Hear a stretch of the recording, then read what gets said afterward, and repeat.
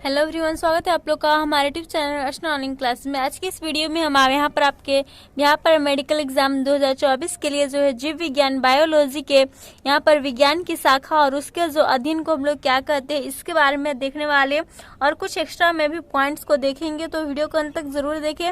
और आप लोग जो है अगर चैनल पर नए हैं तो चैनल को जरूर सब्सक्राइब कर दो। तो स्टार्ट करते हम लोग अपना आज का ये वीडियो।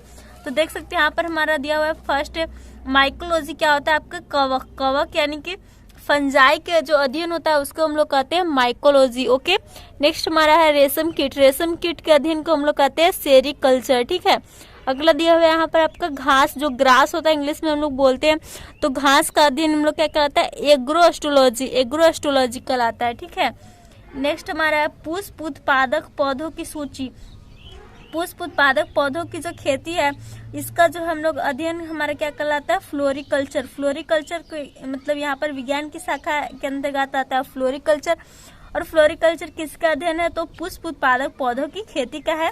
नेक्स्ट हमारा दिया हुआ यहाँ पर हार्टिकल्चर किसका अध्ययन होता है तो फलों और सौंदर्यीकरण के लिए पौधों का संवर्धन, फलों और सौंदर्यीकरण के लिए जो पौधों का संवर्धन होता है उसका हमारा जो है अध्ययन कहलाता है हॉर्टिकल्चर। नेक्स्ट हमारा है एंथ्रोपोलॉजी किसका हमारा अध्ययन होता है तो मानव विकास का, ह्यूमन डेवलपमेंट का होता है। ठीक है, नेक्स्ट हमारा पुष्प का अध्ययन क्या कहलाता है तो वो कहलाता है आपका एंथोलॉजी। नेक्स्ट है पेशिया मसल्स जो होता है उसका अध्ययन मायोलॉजी कहलाता है। नेफ्रोलॉजी किसका अध्ययन है तो वृक्क का है, किडनी का अध्ययन है। तो आप लोग इससे या फिर इसे याद कर सकते हैं। दांत का अध्ययन आप लोग का ओडोंटोलॉजी होता है, दांत के लिए हम लोग जानते हैं डेंटिस्ट के पास, तो इसका अध्ययन हो जाएगा ओडोंटोलॉजी। वृक्क जो होता है किडनी में होता है उसमें आप लोग का नेफ्रॉन्स पाया था, नेफ्रोलॉजी हो गया। ठीक है, ऐसे आप लोग याद कर सकते हैं। पेशियों का मसल्स के लिए मायोलॉजी। नेक्स्ट हमारा पक्षी है, पक्षी क्या होता है हमारा बर्ड्स होते हैं इसके लिए ऑर्निथोलॉजी, इसका अध्ययन को हम लोग क्या कहते हैं ऑर्निथोलॉजी कहते हैं। नेक्स्ट हमारा है मूत्र कहा जाता है यूरोलॉजी। ठीक है, यूटेरस से हम लोग कह सकते हैं कि मूत्र निकलता है तो यूरोलॉजी। हड्डी कहा जाता है, बोन कहा जाता है आपका ऑस्टियोलॉजी, हड्डी में हमारा कैल्शियम पाया जाता है तो ऑस्टियोलॉजी, ऑस्टोकैल्शियम जैसा। वृद्ध हो गया आपका, वृद्ध का अध्ययन जेरेंटोलॉजी कहलाता है। ठीक है, तो ये हमारा हो गया क्या हो गया विज्ञान की शाखा और उसके अध्ययन के विषय वस्तु हो गया। अब हम लोग चलते हैं अपने अगले पॉइंट्स की ओर। आगे यहाँ पर हमारा कुछ पॉइंट दिया हुआ है जैसे कि जीवों के भौगोलिक वितरण विज्ञान को क्या कहा जाता है, यानी कि जीवों के भौगोलिक वितरण विज्ञान को क्या कहा जाता है तो कोरोलॉजी कहा जाता है। ठीक है, तो इसे आप लोग याद रखिएगा। नेक्स्ट हमारा जीवों के आधारभूत संरचनात्मक एवं कार्यात्मक इकाई कौन सी है तो हम जानते हैं जीवों के आधारभूत संरचनात्मक कार्यात्मक इकाई जो कोशिका होती है, सेल होती है। ठीक है, नेक्स्ट हमारा दिया है यहाँ पर कोशिका की खोज किसने की तो कोशिका किसने की थी तो रॉबर्ट हुक ने की थी 1665 ईस्वी में। ठीक है, नेक्स्ट हमारा केंद्रक की खोज किसने की थी तो केंद्रक की खोज की थी रॉबर्ट ब्राउन ने 1831 ईस्वी में। ठीक है, इसे आप लोग याद रखिएगा। नेक्स्ट हमारा कोशिका के अध्ययन के विज्ञान को क्या कहते हैं तो कोशिका के अध्ययन के विज्ञान को कहते हैं हम लोग साइटोलॉजी। क्या कहते हैं साइटोलॉजी कहते हैं। अगला यहाँ पर हमारा क्वेश्चन है, यहाँ पर देख सकते किसने कोशिका सिद्धांत का प्रतिपादन किया तो कोशिका सिद्धांत का प्रतिपादन किया था स्लाइडेन एवं स्वान ने। ठीक है, तो यहाँ पर हमारा आंसर दिया हुआ है। नेक्स्ट हमारा जीव द्रव्य की खोज किसने की थी, जीव द्रव्य की खोज जो प्रोटोप्लाज्म उसकी खोज किसने की तो उसकी खोज की थी आपके डुजार्डिन ने। किसने की थी डुजार्डिन ने। ठीक है, यहाँ पर आपका कोशिकांग और खोजकर्ता जो शॉर्ट में दिए हुए हैं जैसे राइबोसोम की खोज जो पैलेड ने की थी और यहाँ पे सेंट्रोसोम की खोज बोवेरी ने की, माइटोकॉन्ड्रिया खोज आल्टमैन ने की, क्रोमोसोम की खोज वाल्डेयर ने की, पर्णहरित यानी क्लोरोप्लास्ट की खोज जो है चिम्पर ने की, लाइसोसोम की खोज डी डुबे ने की। तो अगर आप लोग इसे याद करना चाहते हैं तो जरूर याद कर ले। ठीक है, नेक्स्ट यहाँ पर हमारे जो कुछ कोशिका से रिलेटेड जो है और पॉइंट्स दिए हुए तो उसे हम लोग कवर करते हैं।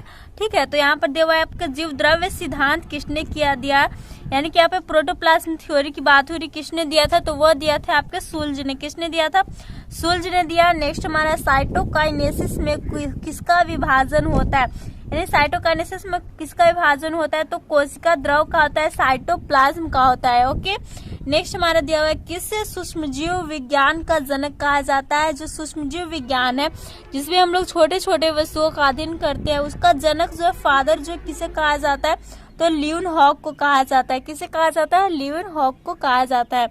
नेक्स्ट हमारा और सबसे लंबी कोशिका कौन सी है? सबसे लंबी कोशिका की यहाँ पर बात हो रही है तो वो आपके तंत्रिका तंत्र की कोशिका है, ठीक है।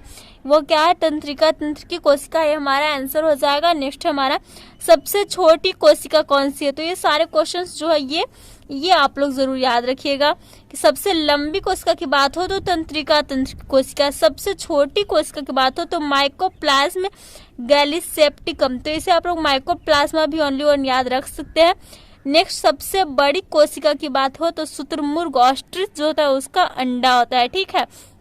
ये तीन जो एक दूसरे से रिलेटेड है और इम्पोर्टेंट भी है। नेक्स्ट हमारा एक कोशिकीय जीवों का अध्ययन सर्वप्रथम किस वैज्ञानिक ने किया था? तो वह आपके ल्यूनहॉक ने किया था, ठीक है। एक कोशिकीय जीव का सर्वप्रथम अध्ययन किसने किया था? तो ल्यूनहॉक ने किया था, इसे आप लोग ध्यान रखिएगा। नेक्स्ट हमारा अगला क्वेश्चन है यहाँ पर 80% से अधिक कोशिकाओं में पाया जाने वाला पदार्थ कौन सा है? यानी कि 80% से अधिक जो कोशिकाओं में पाया जाने वाला पदार्थ है वो कौन सा है? तो वो आपका जल है। कौन सा है? जल है, वाटर है। तो वाटर अभी आप लोग को जो है ज्यादा से ज्यादा हम लोग को पीना चाहिए। नेक्स्ट हमारा सबसे छोटा कोशिकीय अंग कौन सा है? तो वह होता है राइबोसोम, और राइबोसोम की खोज किसने की थी? पैलेड ने की थी। नेक्स्ट हमारा है किनकी उपस्थिति के कारण किसी पादप कोशिका और जंतु कोशिका में अंतर पाया जाता है?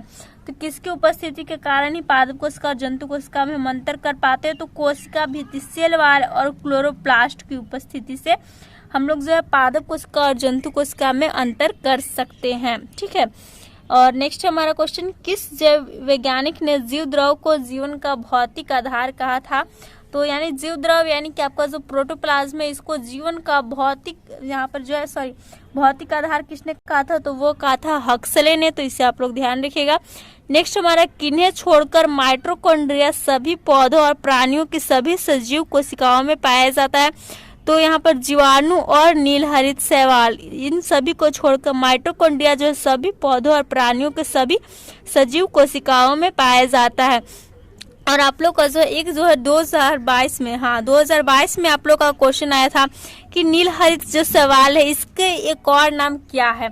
तो आप लोग याद रखिएगा जो नीलहरित शैवाल है इसका एक और नाम है क्या है? तो साइनोबैक्टीरिया, और यह एक प्रकार का जो है बैक्टीरिया ही है। नीलहरित शैवाल जो है कोई शैवाल एल्गी नहीं है, यह बैक्टीरिया और इसका अन्य नाम है साइनोबैक्टीरिया, ठीक है। तो इसे आप लोग ध्यान रखिएगा। तो आज का हमारा वीडियो यहीं पर समाप्त होता है। अगले वीडियो में हम और पॉइंट्स को देखेंगे।